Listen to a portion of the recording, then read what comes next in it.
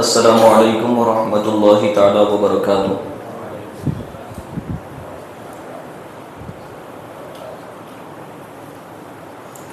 الحمد للہ الذی ابدع الافلاک والارضین والصلاة والسلام علی من کان نبیا وآدم بین الماء والطین ونشهد أن لا إله إلا الله وحده لا شريك له ونشهد أن سيدنا ونبينا ومولانا محمدا عبده ورسوله أما بعد فأعوذ بالله من الشيطان الرجيم بسم الله الرحمن الرحيم وَإِذَا قِيلَ لَهُ اتَّقِ اللَّهَ أَخَذَتْهُ الْعِزَّةُ بِالْإِثْمِ فَحَسْبُهُ جَهَنَّمُ وَلَبِئْسَ الْمِهَادُ۔ صدق الله العظيم وصدق رسوله النبي الأمين المختار الكريم ونحن على ذلك لمن الشاهدين والشاكرين والحمد لله رب العالمين۔ آئیں کچھ عرض و معروضات پیش کرنے سے قبل آقائے نامدار، مدینے کے تاجدار، دو عالم کے مالک و مختار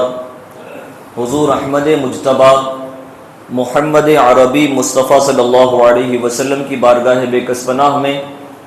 درود شریف کا نذرانِ عقیدت پیش کریں، اور میں آپ حضرات کو جس طرح پڑھاؤں آپ حضرات میرے ساتھ مل کر اسی طرح بآواز بلند پڑھیں۔ الصلاۃ والسلام علیک یا رسول اللہ، الصلاۃ والسلام علیک یا حبیب اللہ، الصلاۃ والسلام علیک یا نبی اللہ، وعلی آلک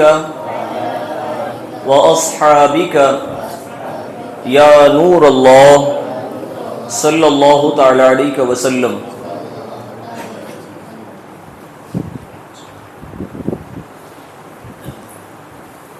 عزیزان ملت اسلامیہ، اسلام ایک اس قدر عظیم دولت اور اللہ رب العزت کا ہم سبھی مسلمانوں پر احسان ہے کہ یہ وہ دولت ہے، ایمان کی دولت، جو اللہ رب العزت کی نعمتوں میں سے سب سے بڑی نعمت ہمارے لیے اللہ رب العزت نے جو عطا فرمائی وہ ایمان کی دولت ہے۔ ایمان کی وجہ سے انسان کی حقیقی زندگی جو آخرت کی زندگی ہے اس میں کامیابی، فلاح بہبودی یا پھر اسلام کے نہ ہونے کی صورت میں آخرت کا ہمیشہ ہمیش کے لیے جو خسارہ ہونا ہے وہ اسی نعمت کے حصول اور عدم حصول پر منحصر ہے۔ اگر آج کسی کے پاس ایمان کی دولت ہے، بندہ مسلمان ہے، ایمان والا ہے، دنیا میں اگرچہ وہ کتنا ہی کم ترین مالداری کے اعتبار سے چاہے اس کی جو بھی حیثیت کیوں نہ ہو، لیکن اگر اس کے پاس ایمان کی دولت ہے تو وہ دنیا کے سب سے امیر ترین انسانوں میں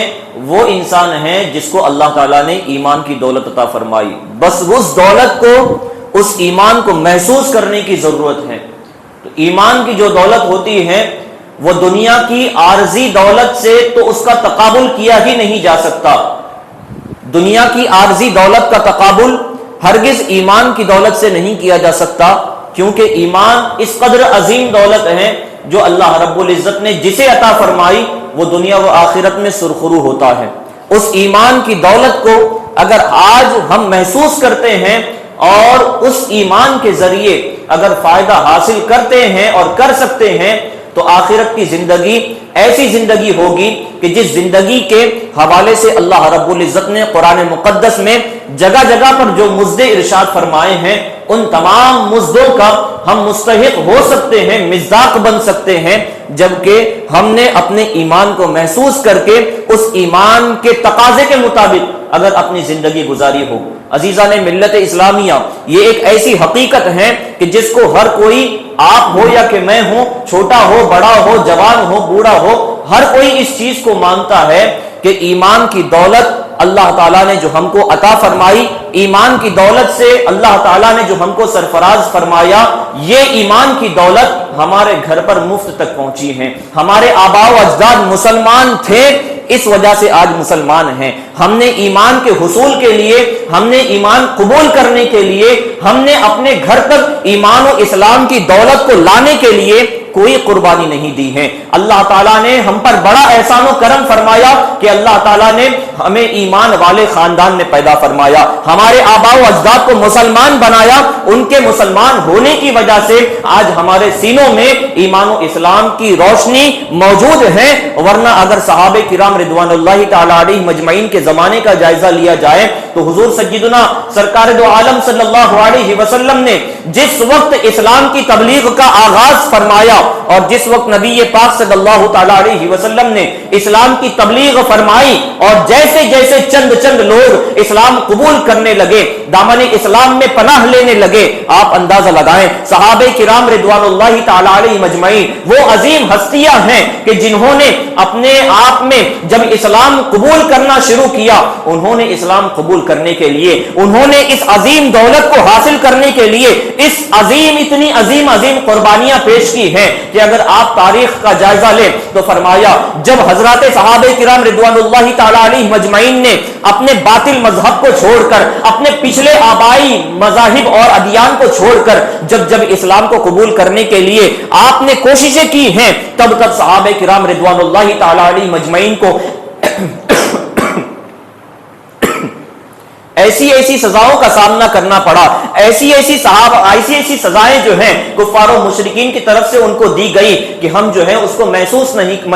تک نہیں کر سکتے۔ بعض صحابہ کرام رضوان اللہ تعالی علیہ مجمعین کے حوالے سے اگر پڑھا جائے، تاریخ کا جائزہ لیا جائے، فرمایا کہ جب بعض صحابہ کرام رضوان اللہ تعالی علیہ مجمعین نے صرف اسلام قبول کر لیا، ان کے گھر والوں نے، ان کے خاندان والوں نے، ان کے رشتہ داروں نے، ان کے علاقے والوں نے ان کو اسلام قبول کرنے کی پاداش میں جو سزا سے گزارا ہے وہ اس طور پر کہ کچھ کو ایک ان کے جسم کا حصہ ایک اونٹ کی طرف باندھا گیا، دوسرا حصہ دوسرے پیر کو جو ہے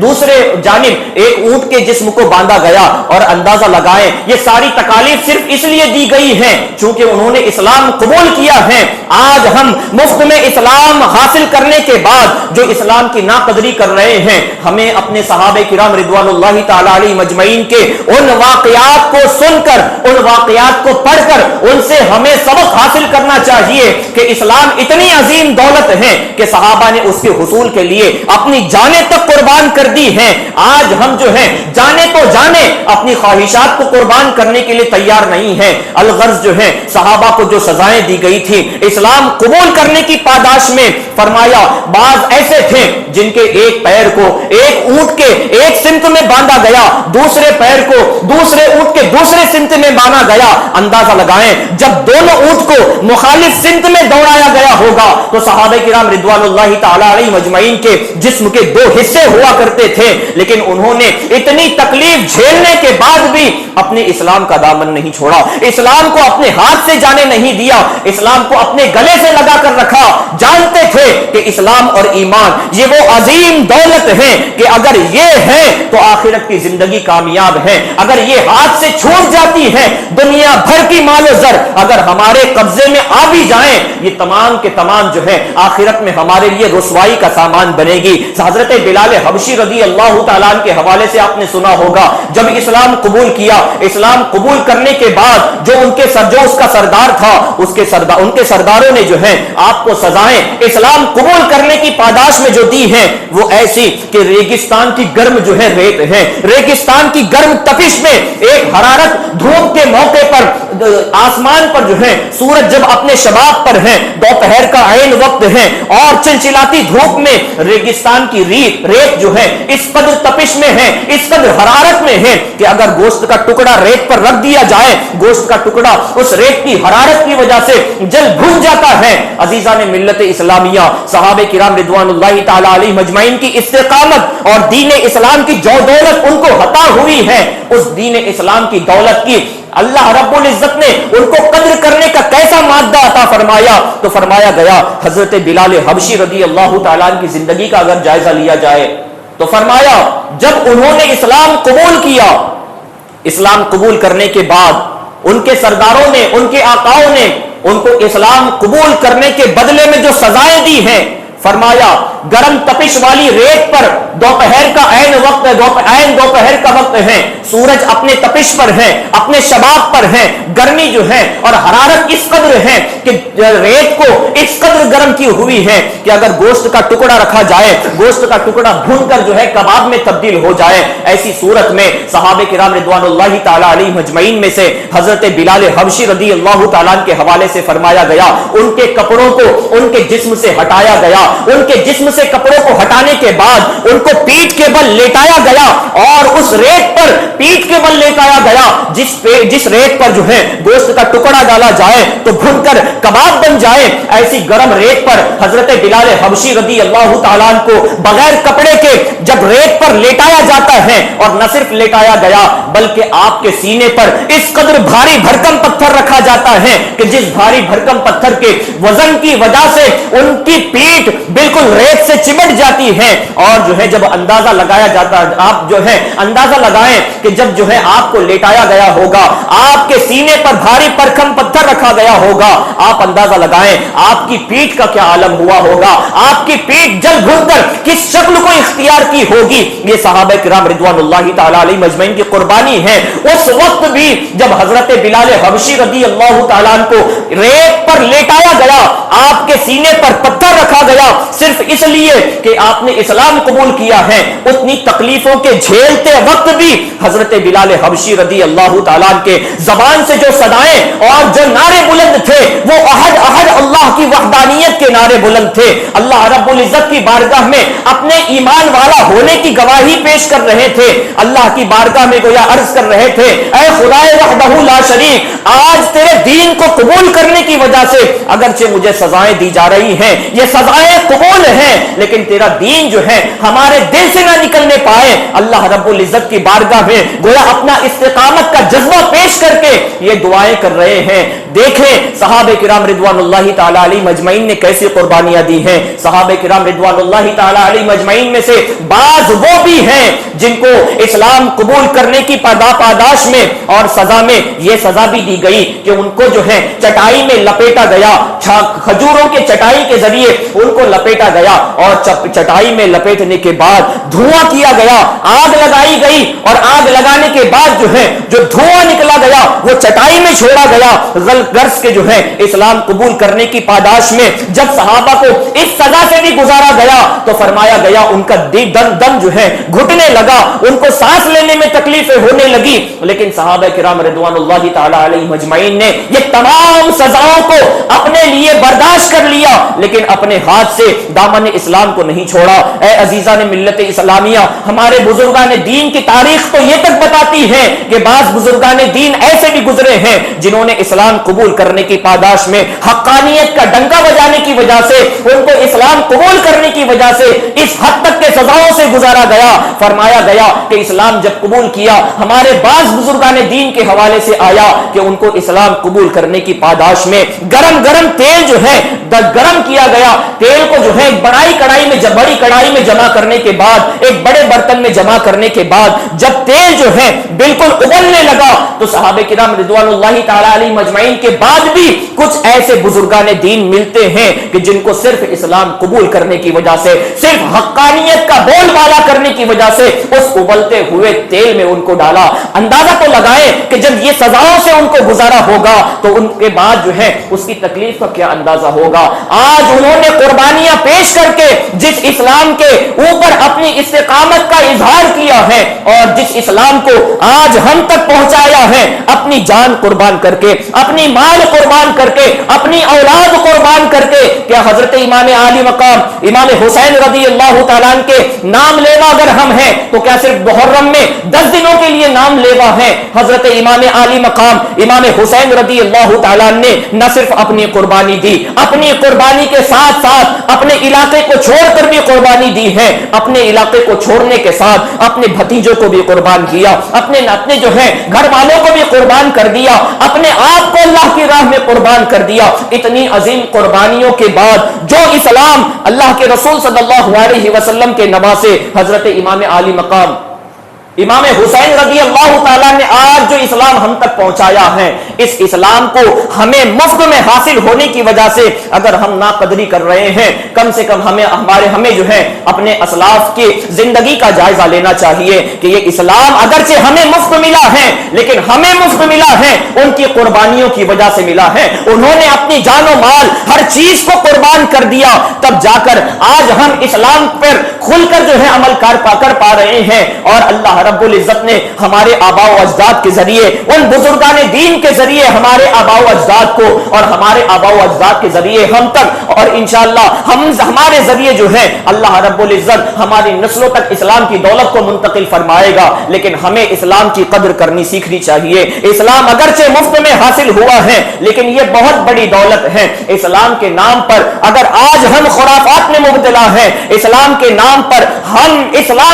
پر ایسے طریقوں کو رائج دے رہے ہیں کہ جس طریقے کا حقیقت میں تعلق اسلام سے نہیں ہے بلکہ اسلام کے خلاف نظر آتا ہے۔ ہم نے لوگوں کے سامنے کچھ طریقے، کچھ رواج ہمارے ایسے ہیں کہ جن کو ہم نے اسلام بنا کر لوگوں کے سامنے پیش کیا ہے۔ نتیجہ یہ نکلا ہے کہ ہم اہل سنت والجماعت سے ہمارے ہی بھائی کچھ ایسے ہیں کہ جو ہمارے خرافات کی وجہ سے ہم سے متنفر ہو رہے ہیں، اہل سنت والجماعت کو ترک کر رہے ہیں، اہل سنت والجماعت سے اپنے آپ کو ہٹا کر باطل فرقوں کو قبول کر رہے ہیں۔ یہ ہماری سخت جہالت کا نتیجہ ہے، ہمارے کچھ رواجوں کا نتیجہ ہے۔ ہم نے اہل سنت والجماعت کی نشانی محض جو ہے ڈھول تماشوں کو بنا لی ہے۔ ہم نے اپنے اہل سنت والجماعت کی نشانی کو قوالی سننا، قوالی گانا اور قوالی کے پروگرام کروانا جو ہے اپنے اہل سنت والجماعت کی نشانی بنا لی ہے۔ اہل سنت والجماعت ایک عظیم جماعت ہے، یہ وہ جماعت ہے کہ اللہ کے رسول صلی اللہ تعالی علیہ وسلم نے فرمایا کہ بنی اسرائیل 72 فرقوں میں تقسیم ہوئی، بنی اسرائیل 72 فرقوں میں تقسیم ہوئی، میری امت 73 فرقوں میں تقسیم ہوگی، کلھا فی النار، تمام جتنی بھی ملت، تمام جتنے بھی فرقے ہوں گے سب کے سب جہنمی ہوں گے۔ اللہ کے رسول صلی اللہ علیہ وسلم نے ارشاد فرمایا الا ملت واحدہ، سوائے ایک جماعت کے۔ صحابہ نے پوچھا یا رسول اللہ وہ کون سی جماعت ہے جو تمام فرقوں سے الگ ہو کر جہنم سے بچا کر جنت میں داخل کی جائے گی؟ اللہ کے رسول صلی اللہ علیہ وسلم نے ارشاد فرمایا ما انا علیہ و اصحابی، وہ جماعت جو میرے اور میرے صحابہ کے بتائے ہوئے طریقے پر ہوگی۔ اب دیکھیں اگر ہم نے اپنے شب و روز کر نبی کے شب و روز کو اگر نبی کے فرامین کے مطابق گزارا ہے، صحابہ کے زندگی کے مطابق اگر ہماری زندگی گزر رہی ہے، مطلب یہ ہے کہ ہم اس جماعت میں شامل ہیں جس جماعت کو اللہ کے رسول صلی اللہ تعالی علیہ وسلم نے فرمایا کہ یہ وہ جماعت ہے جو میرے اور صحابہ کے راستے پر ہونے کی وجہ سے جنت کی حقدار ہوگی۔ آج ہم نے اسلام کو ایسے انداز میں پیش کیا ہوا ہے، اپنی جماعت کو لوگوں کے سامنے اپنے جماعت کی ایسی تصویر پیش کی ہے گویا جو ہے اگر سنی ہوگا تو بے نمازی ہوگا، سنی ہوگا تو قوالی باز ہوگا، سنی ہوگا ڈھول تماشے کا عادی ہوگا۔ آج تماشوں کو، خرافات کو اپنے اہل سنت والجماعت کی نشانی ہم نے بنا لی ہے۔ اہل سنت والجماعت بڑی عظیم جماعت ہے، بزرگان بزرگان دین نے اس کی حفاظت کے لیے اپنا تن من دھن سب کچھ قربان کر دیا ہے، لیکن ہم جو ہے بزرگان دین کا نام لے کر ان کے نام پر جو خرافات کر رہے ہیں، ہرگز ان کی روح ہم سے خوش نہیں ہو سکتی۔ اے عزیزان ملت اسلامیہ، ہم یہ تو سوچیں کہ اس خواجہ غریب نواز رحمت اللہ تعالی علیہ نے جب اس ہندوستان میں قدم رکھا، قوالیوں کے ذریعے اسلام کو لوگوں کے سامنے نہیں پیش کیا ہے، ڈھول تماشوں کے ذریعے 90 لاکھ لوگوں کو اسلام کی دولت سے سرفراز نہیں فرمایا۔ وہ خواجہ معین الدین چشتی رحمت اللہ تعالی علیہ جن کے نام پر آج ہمارے سینے فخر سے جو ہے پھولنے لگتے ہیں، اور ہونا بھی چاہیے کہ حضرت خواجہ غریب نواز رحمت اللہ تعالی علیہ یقیناً اللہ کے بے انتہا بڑے درجے کے جو ہے ولی ہیں، لیکن آج اگر ہم ان کا نام لیتے ہیں، ان کے نام لینے کا حقیقی معنی میں حقدار وہی ہیں جس نے ان کی زندگی کو اختیار کیا۔ انہوں نے قوالیوں کے ذریعے لوگوں کے سامنے اپنے اسلام کو پیش نہیں کیا ہے، انہوں نے خرافات کے ذریعے پیش نہیں کیا، انہوں نے اپنی استقامت کے ذریعے، انہوں نے خدا کی عبادت اور ریاضت کے ذریعے لوگوں کو متاثر کیا، اور نبی پاک صلی اللہ علیہ وسلم کی اسلام کی دعوت دے کر 90 لاکھ لوگوں کو مسلمان بنایا ہے۔ آج حضور سیدنا غوث پاک رضی اللہ تعالیٰ کے نام پر اگر جو ہے ہم ان کے نام اور ان کی عقیدت میں ایسے خرافات پیش کر رہے ہیں لوگوں کے سامنے کہ جن خرافات کا حضور سیدنا غوث پاک رضی اللہ تعالیٰ کی ذات والا سے کوئی تعلق نہیں ہے، تو ان کی ذات کی تعلیمات کا حصہ نہیں ہے۔ انہوں نے کبھی بھی خرافات کے ذریعے اپنے مذہب کو، اپنی جماعت کو فروغ نہیں دیا۔ ہماری جہالت کی وجہ سے، ہماری روایتوں کی وجہ سے آج ہم ہی لوگوں نے اہل سنت والجماعت کو بدنام کر کے رکھ دیا ہے۔ اے عزیزان ملت اسلامیہ، آپ بزرگان دین کا جائزہ لیں۔ بزرگان دین نے اپنی جو زندگی گزاری ہے، اتنا بڑا مقام و مرتبہ حاصل کیا ہے، عبادت اور ریاضت کے ذریعے کیا ہے۔ اتنا بڑا مقام و مرتبہ جو حاصل کیا ہے، نفس کشی کے ذریعے کیا ہے۔ اتنا بڑا مقام و مرتبہ جو حاصل کیا ہے، مجاہدات کے ذریعے کیا ہے۔ اتنا بڑا مقام و مرتبہ جو انہوں نے اللہ کی بارگاہ میں حاصل کیا ہے، وہ اللہ رب العزت نے ان کو ایسا مادہ عطا فرمایا کہ جس مادے کے ذریعے انہوں نے اپنے آپ کو دنیا سے اس قدر بے رغبت بنا لیا تھا کہ دنیا کی جو ہے رعنائیاں ان کی ذات پر کوئی اثر نہیں کرتی تھی۔ جب انہوں نے شہواتی نفسانی خواہشات پر جو ہے جب انہوں نے قابو حاصل کر لیا، تب اللہ نے ان کو جو ہے اتنا بڑا مقام و مرتبہ حاصل کر لیا۔ اللہ رب العزت نے ان کو اتنا بڑا مقام و مرتبہ جو ہے عطا فرمایا۔ آپ اندازہ لگائیں کہ جن بزرگان دین نے جو ہے اتنی قربانیاں پیش کر کے نفس کشی کے ذریعے، چلوں کے ذریعے اللہ کی جو ہے قربت حاصل کی ہے، آج جو طریقے انہوں نے قرب الہی کے اپنائے تھے اور جس کے ذریعے قرب الہی انہوں نے حاصل کر لیا، ہم صرف اپنے منورنجن کے لیے، اپنے مزے کے لیے ان کے نام پر ایسے خرافات کر رہے ہیں کہ جو خرافات سراسر اسلام کے خلاف ہیں۔ ہمیں ضرورت اس چیز کی ہے کہ اپنے اسلام کو سمجھے۔ صحابہ کرام رضوان اللہ تعالی علیہ مجمعین کی زندگی کا جائزہ لیں، انہوں نے جس قربانی کے ساتھ، جن قربانیوں کے ساتھ اسلام کو ہم تک منتقل فرمایا ہے، اس کی قدر کریں۔ اس کو اللہ رب العزت نے جو ہمیں مفت میں اسلام کی دولت نصیب فرمائی ہے، اس دولت کو ہم محسوس کریں اور اپنے بزرگان دین کے طریقے کے مطابق زندگی گزاریں۔ ایک اخیر میں بات، اللہ کے رسول صلی اللہ علیہ وسلم نے ارشاد فرمایا، کلکم راع وکلکم مسئول عن رعیتہ، تم میں سے ہر کوئی ذمہ دار ہے اور ہر کسی سے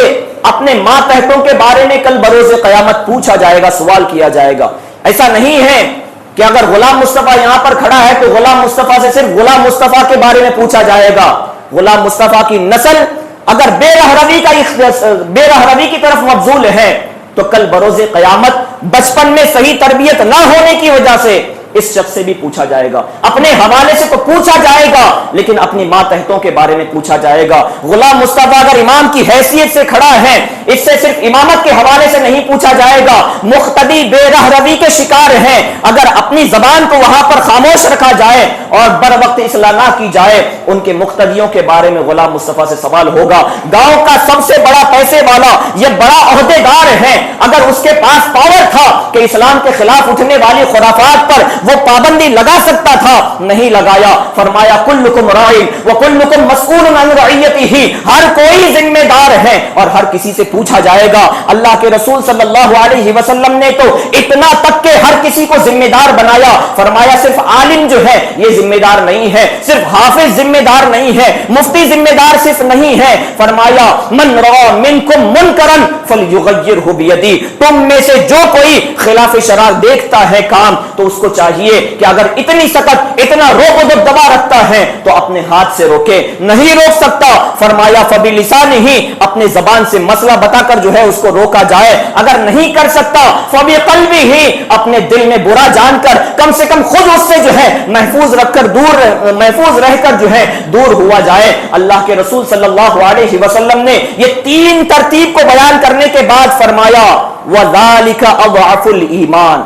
اگر ہمارے سینے میں ایمان کا کمزور ترین حصہ بھی موجود ہے تو کمزور ترین ایمان کا حصہ موجود ہونے کی صورت میں کسی غلط کام کو دیکھ کر کم سے کم ہمارے دل میں اس کی نفرت تو ضرور پیدا ہوگی. آج خرافات کو ہم بڑھاوا دے کر ہم اس کو غلط نہیں سمجھ رہے ہیں. مطلب یہ ہے کہ ہمیں اپنے ایمان کی فکر کرنی چاہیے. ہم جو ہے بر وقت اس کے حوالے سے اصلاح کی کوشش نہیں کرتے ہیں. ہمیں اپنے اسلام کے حوالے سے فکر کرنا چاہیے. اے عزیزان ملت اسلامیہ، خطبہ مسنونہ کے بعد میں نے جو آیت مقدسہ آپ کے سامنے تلاوت کی ہے اس کا سیدھا سادہ ترجمہ یہ ہے کہ اللہ رب العزت نے قرآن مقدس میں ارشاد فرمایا وَإِذَا قِيلَ لَهُ اتَّقِ اللَّهَ أَخَذَتْهُ الْعِزَّةُ بِالْإِثْمِ فَحَسْبُهُ جَهَنَّمُ وَلَبِئْسَ الْمِهَادُ، جب منافق شخص سے کہا جاتا ہے اتق اللہ، اللہ سے ڈرو، اللہ کے فرمان کے مطابق عمل کرو، اللہ کی نافرمانی سے بچو، تو کیا کرتا ہے أَخَذَتْهُ الْعِزَّةُ بِالْإِثْمِ، تو ایسا شخص جب اس کو اللہ کی فرما برداری کی طرف بلایا جاتا ہے اسے اور سرکشی پڑ جاتی ہے. وہ پہلے جتنا گناہ کرتا تھا اس سے اور اپنی سرکشی کی وجہ سے گناہ میں اضافہ کرتا جاتا ہے. اس کا جو ہے اس طرح کرنے کی وجہ سے کہنے والے کا کچھ نقصان نہیں ہوتا، کہنے والے نے اپنا فرض ادا کر لیا. اللہ تعالیٰ ارشاد فرماتا ہے ایسا شخص کہ جس کو جب گناہ کے کام سے روکا جائے اور وہ گناہ کے کام سے روکنے کی بجائے اور سرکشی کرتا جائے گا، اللہ رب العزت نے قرآن مقدس میں ارشاد فرمایا ایسے شخص کے لیے کیا کافی ہے فحسبہ جہنم، جب جہنم کی دھوئیں دار جو ہے آگ میں اور جلا دینے والی آگ میں جب وہ پہنچے گا ایسی جہنم ہی اس کے لیے کافی ہے. اور اللہ فرماتا ہے وَلَبِئْسَ الْمِہَادُ، اور ایسے شخص کے لیے جہنم ہی سب سے برا بچھونا ہے. اپنے آپ کو جہنم کی آگ سے بچائیں، اپنے آپ کو اسلام کے حوالے سے جو ایمان اللہ نے مفت میں دیا ہے اس کو محسوس کریں. قربانی کے ذریعے جو صحابہ نے ہم تک کے اسلام پہنچایا ہے اس اسلام کی قدر کریں، خرافات سے بچیں. بزرگان دین کے زندگی کا خلاصہ یہی تھا کہ انہوں نے صرف اور صرف رضائے الہی اپنی مقصود رکھی اور نبی پاک صلی اللہ علیہ وسلم کی اطاعت و فرما برداری ان کا ہمیشہ مقصود و مطلوب رہا ہے. لہذا گزارش ہے کہ یہ خرافات کو ہم سمجھیں. ہمارے ان خرافات کی وجہ سے خود ہمارے سنی بھائی اپنے اہل سنت والجماعت سے خارج ہو رہے ہیں اور اس کے ذمہ دار کوئی اور نہیں ہم ہی ہیں. ایک بہت ہی اہم جملہ آپ کے سامنے بیان کرنے کے بعد اس کی تشریح انشاءاللہ تبارک و تعالی اگلے جمعہ میں کروں گا. ایک نسل کی جہالت دوسرے نسل کی روایت اور تیسرے نسل کا عقیدہ بن جاتی ہے. یہ بہت اہم ترین جملہ ہے، ہفتے بھر آپ بھی اس کے حوالے سے سوچیں. ایک نسل کی جہالت دوسرے نسل کی روایت اور تیسرے نسل کا عقیدہ بن جاتی ہے. آپ بھی سوچیں، انشاءاللہ اس کی تفصیل اگلے بیان میں آپ کے سامنے پیش کی جائے گی. اللہ رب العزت کی بارگاہ میں دعا ہے کہ کہنے سننے سے زیادہ عمل کرنے کی توفیق عطا فرمائے. السلام علیکم ورحمۃ اللہ.